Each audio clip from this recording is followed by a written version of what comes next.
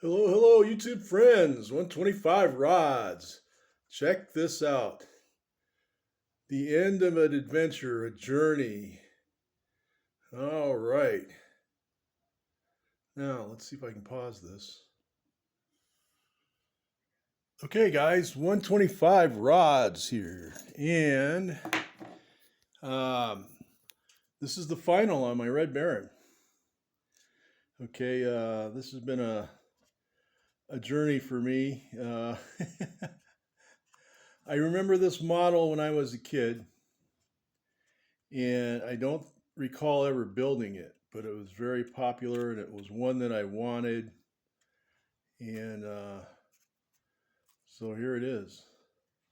So, yeah, so basically, this is a Tom Daniels kit, um, monogram kit, but the Tom Daniels design, Red Baron, right? And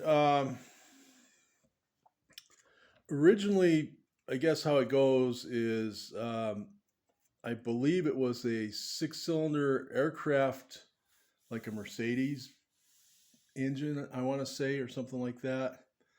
But the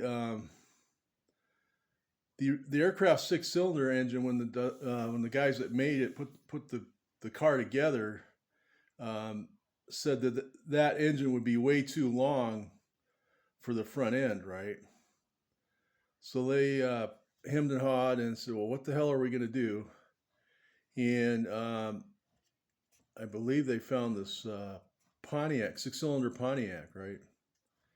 And so when they built the car, they put the Pontiac engine in it. And so Tom Daniels showed up later on to check out the car to look it over, right? And it didn't have the aircraft engine in it. And he was pissed, right? He was like, "What did you guys do to my car?" Right? And he stormed out of the building. And later, I guess after a while, later on, after they told him, that the engine was way too long, he came back and decided that he could live with that, right?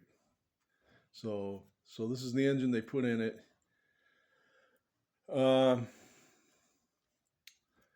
the only I've got one more spot to paint on this car, um, but I'm going to call it quits for now. It's underneath. It's like the transmission filter would be the transmission filter place or whatever, right? And as you can see, if I can hold it up here, I don't have the red. There's a Red Baron decal that goes here, right? I couldn't save that off of the sheet for either side. The R and the E broke up in the middle, and I wasn't going to piece it back together. And so maybe someday later on, we'll do an STS decal sheet or something there, But my decals are still drying. But yeah, overall it was a lot of fun. I love these low parts counts. For me, they're easier to build. Uh, some folks go with larger scale models, and that's fine, but I don't have the room for it here, right? So this is what I ended up with, and awfully glad that I got this one to put on the shelf right next to the Uncertain T. So I think that'll work out really well. Um, I didn't get too detailed on the instrument panel or anything. I just kind of, you know, um, just kind of did whatever I thought. Basically, I painted the instrument clusters orange and just left them right. But I'm okay with it there. I'm awfully glad that the Maltese cross decals were able to turn out because I was worried because I don't want to have to paint that on there. It would be really tricky. And Yeah, pretty cut and dry. A lot of chrome parts on this one too. You know, it's like one tree of plastic parts and one tree of chrome parts, pretty much, basically. Oh, and one tree for the airplane too. But yeah, so that's my story, guys. It's the Red Baron. Awfully glad to have him. Uh, it's been a long pursuit to get him.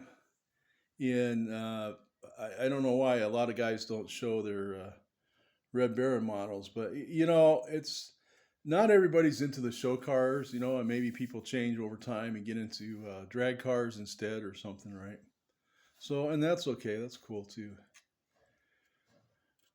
But anyway, so this is Eduardo at 125 Rods, and I'm signing out there.